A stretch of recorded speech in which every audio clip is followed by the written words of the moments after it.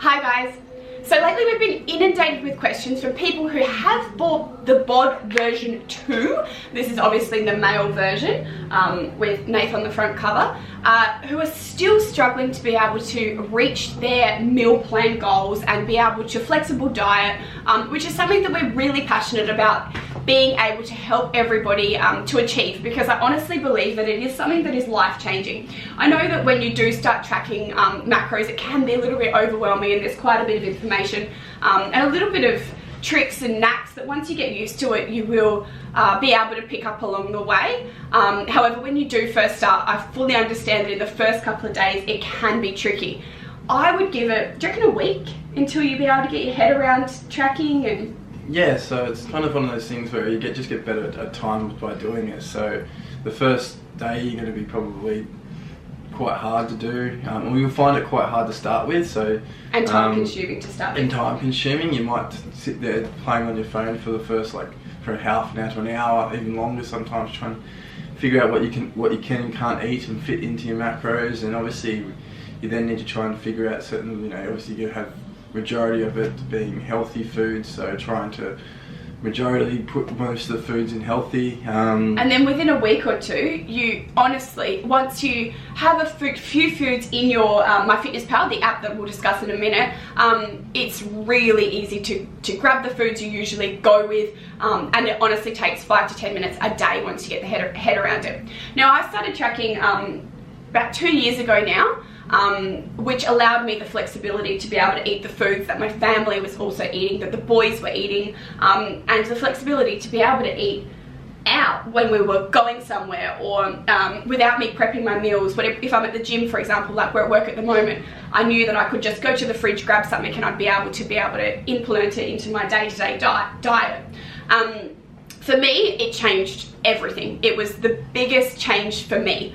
I am able to live lean all year round, eat the foods that I love eating, be able to prep the meals for my family, and I know that for you it's, the same. Yeah, and it's one of those things where you don't have to be, flexible diet doesn't have to be different every single day. It's one of those things where you can have your main staple meals if you like. If you enjoy a certain meal that you make, you can make that for a week straight, or 2 weeks, or 3 weeks, or however long you want to make it. It doesn't have to be different every single day, because that's sort of the time consuming sometimes. So it's one that you can actually be a bit more conscious with your time and make the same meals over if you enjoy them. And then where times at night time when you're eating out with your family, you can actually make different meals here and there and fit them into your day as well.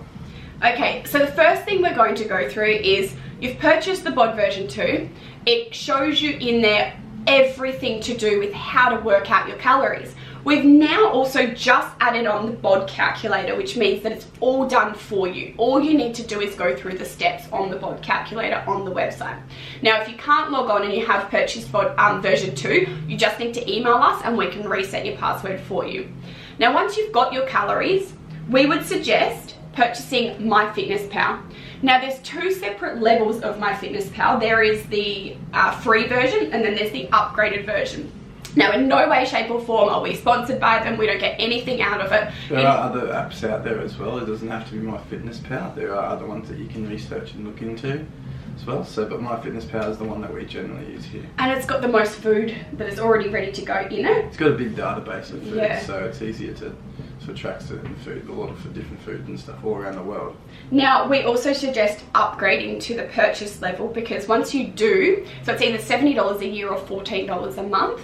Once you do upgrade, you can enter in your own target goals. So that's what a lot of people were struggling with, the fact that the calories that MyFitnessPal worked out are not the same calories that the bod had given them. Now, the other question that a lot of people have been talking about is the calories on the bod are a lot higher than what they were currently consuming. We would suggest sticking to those calories for about 1 to 3 weeks to see how your body adjusts to those calories before trying to decrease your calories. Yeah, so you want to kind of give yourself a bit of adapting time. So if you noticeably know that you've been eating only 1200 calories, and it's saying that you now need to eat 1800 calories, and you probably wouldn't jump straight to 1800 calories.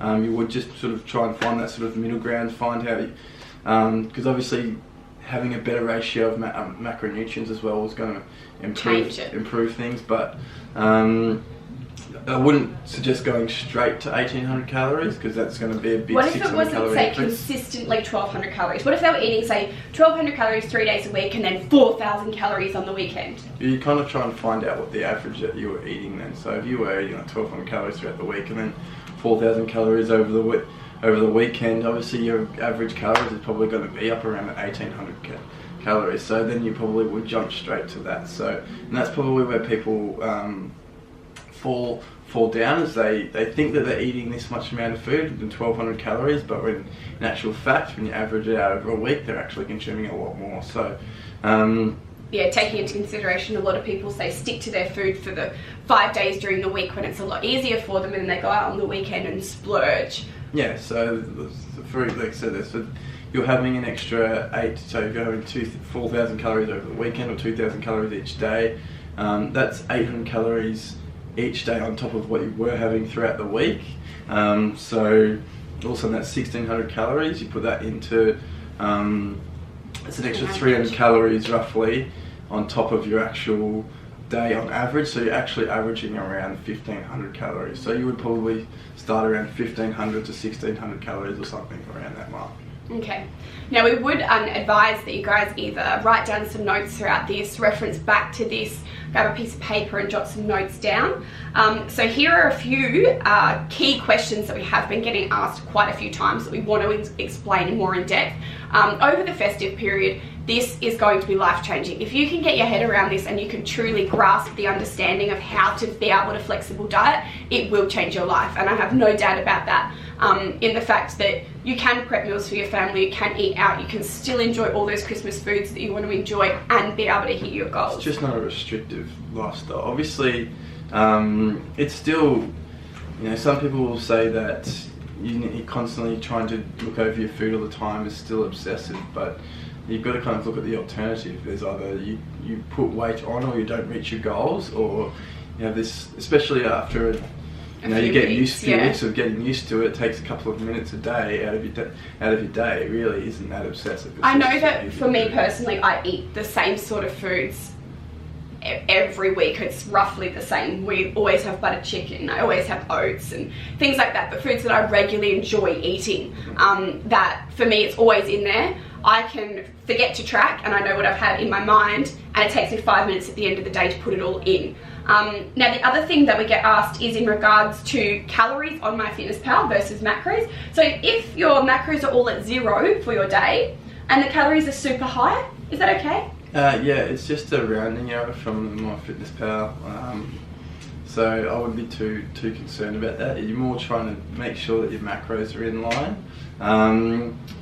That's probably the main task that you want to try and achieve, not necessarily the calories portion, because as I said, it's just a rounding error here and there, and certain foods that you track and put in will have more calorie, will have a little bit too much calories, and there is a reason behind that. It's a little long to go into, but yeah, it's just a rounding error. So the calories in MyFitnessPal do not matter. It is just the macros to 0. It's not and it's not just MyFitnessPal that has the rounding error. It's the nutritional labels also have rounding errors on them as well. Okay, so Carly's question is, I'm starting a meal plan from scratch and I have no idea where to begin.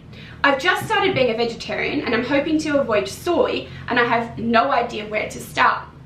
So if you're a vegetarian or a vegan and you're trying to start planning a meal plan, my best advice is to try and reach your protein intake first. A lot of the protein for vegan and vegetarian are really high in carbs and really high in fat. So I would suggest first programming your protein in with whatever meals you want to eat and whatever protein of your choice.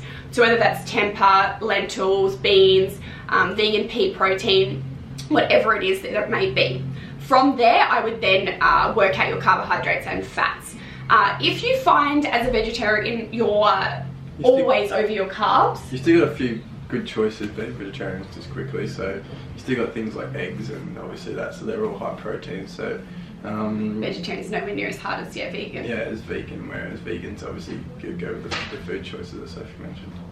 Okay, Little Wifey Watt wants to know, What is the best way to work out macros for everyone in the family? My husband and I both need to drop a lot of weight, and then I don't want to underfeed or overfeed our teenagers, preteen and toddler. I hope that this makes sense. Okay, so what we personally do for our family is that we make a big batch of food, and it'll usually be on a Sunday and a Wednesday, just purely because they're my days off where I'm at home and it's a lot easier for us to be able to do, where I'll make a massive butter chicken, or Nathan will make a massive butter chicken, savoury mince, spaghetti bolognese, that type of thing, the sauce of it, and we'll portion it all out. So the way that we portion it all out is per 100 grams raw weight serve of protein. Of meat. Of yeah, meat. Of the meat portion of it. So like, for example, if you had, the recipe had 1.5 kilos of chicken, we'd make 15 meals of it. So there's 100 grams of raw weight chicken per meal. Now, based on somebody of my shape size, I like to have 100 grams raw weight protein. So 100 grams raw weight of chicken, 100 grams raw weight of beef, that sort of thing. But Nathan, on the other hand, would have 200 grams. So he just has 2 servings of the same meal, but 2 servings. The boys will have 1 serving each. The twins will have half a serve each. And that way we've created 15 meals from one meal that we can have for lunches for the following days. And it's really easy for Nate to grab, really easy for me to grab. And we can literally have it in the recipe section of MyFitnessPal and go. So it's really easy to do, to be able to reach your husband and yourselves goals while still catering for the kids. Okay. Melissa asks, what effect does it have if you don't hit your macros but reached your calories? Like, you're not getting enough protein, carbs or fats, but you're still getting your daily calorie intake in.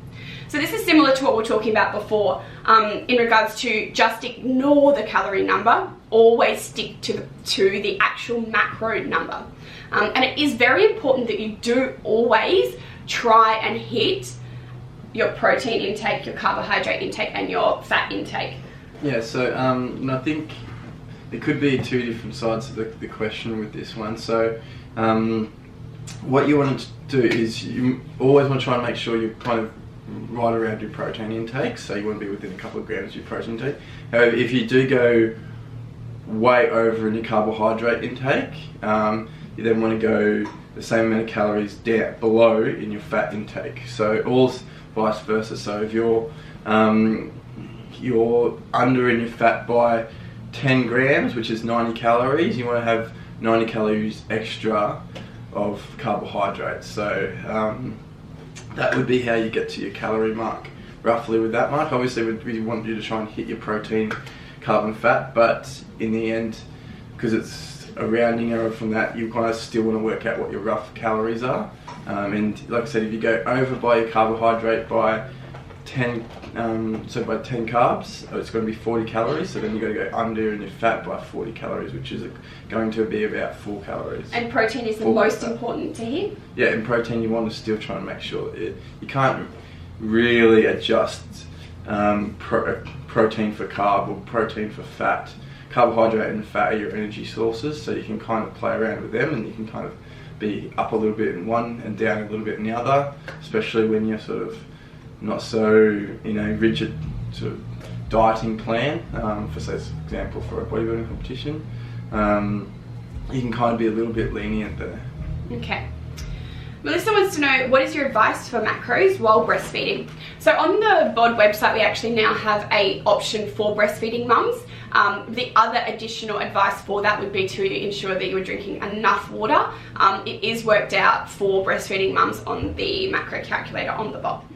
Samantha would like to know, hi, I would love to know how flexible you can be and still make progress, or do you have to measure out exact grams in order to make progress? I've literally been measuring out lettuce and I just don't feel that that's sustainable, and would like to know what are the main things, like perhaps protein or overall calories. Things like lettuce, you probably don't have to, unless you're having bulk amounts of lettuce, you probably don't have to. And vegans, because of the fibre in it, because it messes with their tummy if they have too much fibre. If you're having like a piece of lettuce on your sandwich. Let's break it down. So if on the macros at the end of the day, how far over and how far under would you be accepted? Like, would you say is a rough guide under 5 grams of fat over? I generally have a general rule of thumb. Protein, you want to sort of be within sort of like 3 to 5 grams. Same as carbohydrate, and fats sort of 2 to 3. But it depends how like say if you're in a cutting phase or a dieting phase, or you in a little bit more of a phase where you want to be a little bit more stricter on yourself, you can kind of narrow that down. Whereas you can sort of have a little bit of variance if you sort of just as a lifestyle factor. As long as you're sort of within that sort of 50 calorie mark, you should be 50 to 100 calories should be pretty fine. But you want to sort of keep it within that sort of 50 calorie mark. And after a while, you'll know. Yeah, you should know. And he wants to know, how long do you stick to your macro ratios before knowing if you need to adjust them? Weeks? Months? A couple of weeks.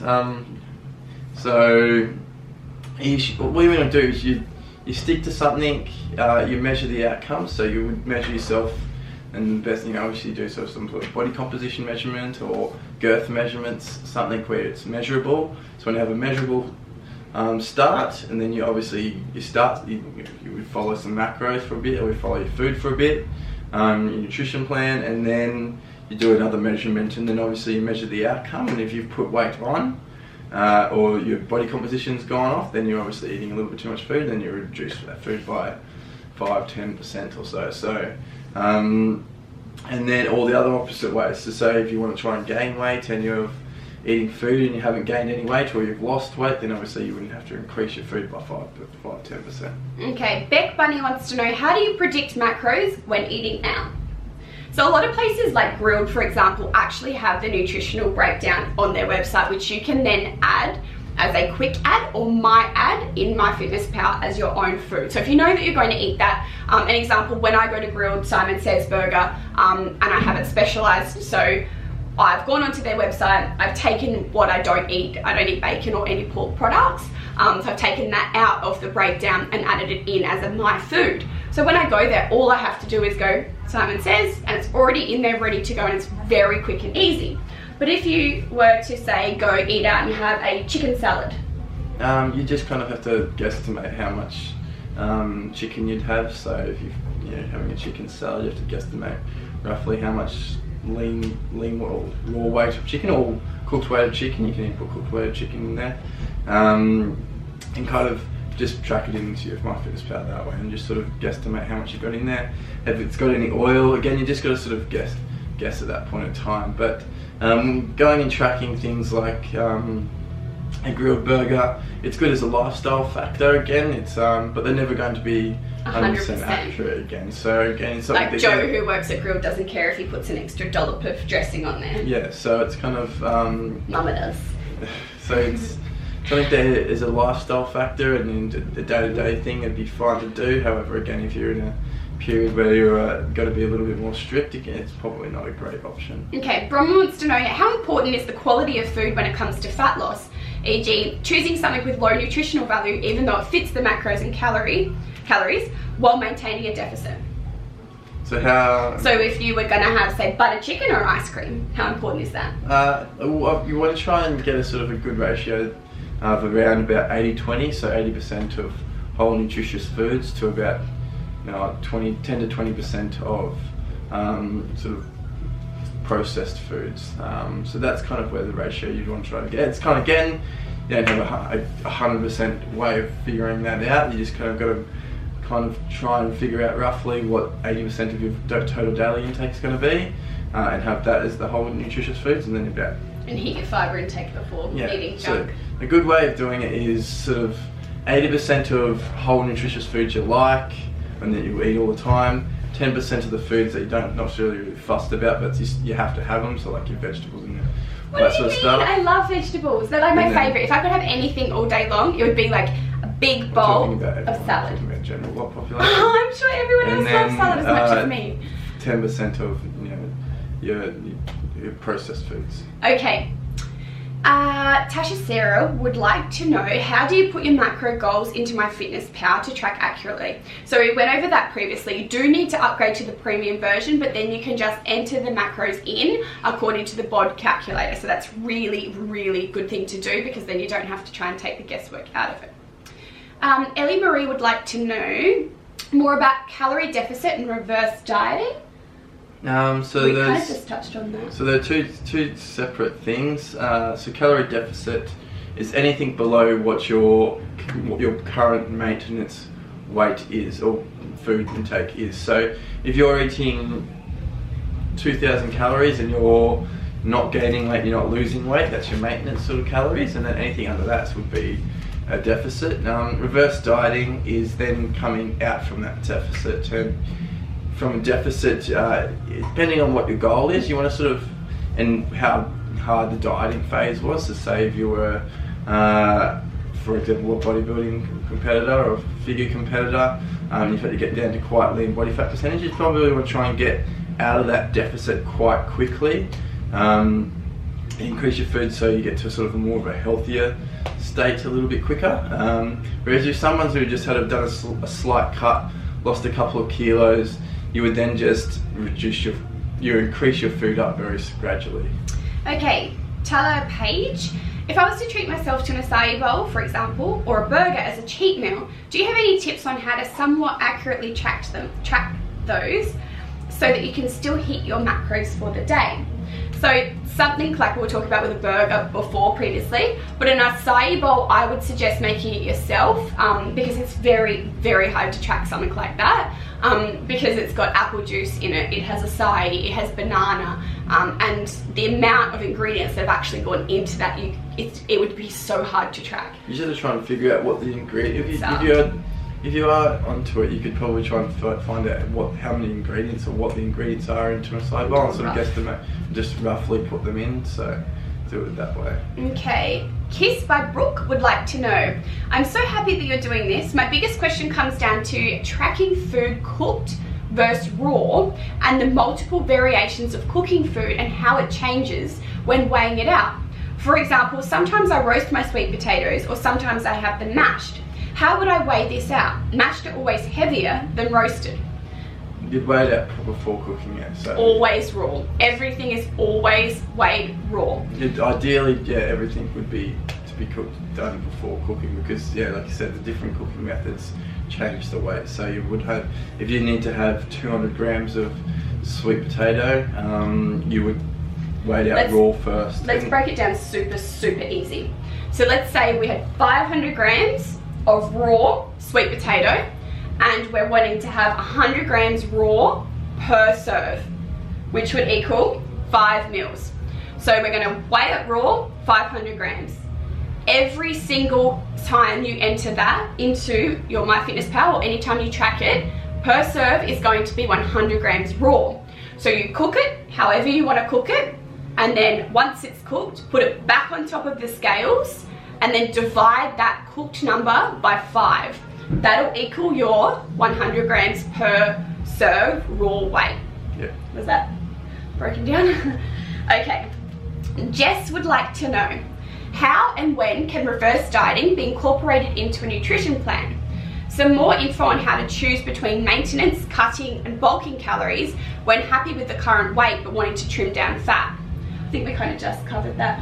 Yeah, so if you're happy with your current weight but trying to trim down body fat, means you're going to have to go into somewhat of a, you probably got to be sitting roughly around your maintenance calories, and you literally just got to be trying to increase your strength in the gym, which will then hopefully put some lean muscle mass on. The other thing that a lot of people ask me is, say for example they have 5 grams of fat left over for the day but nothing else.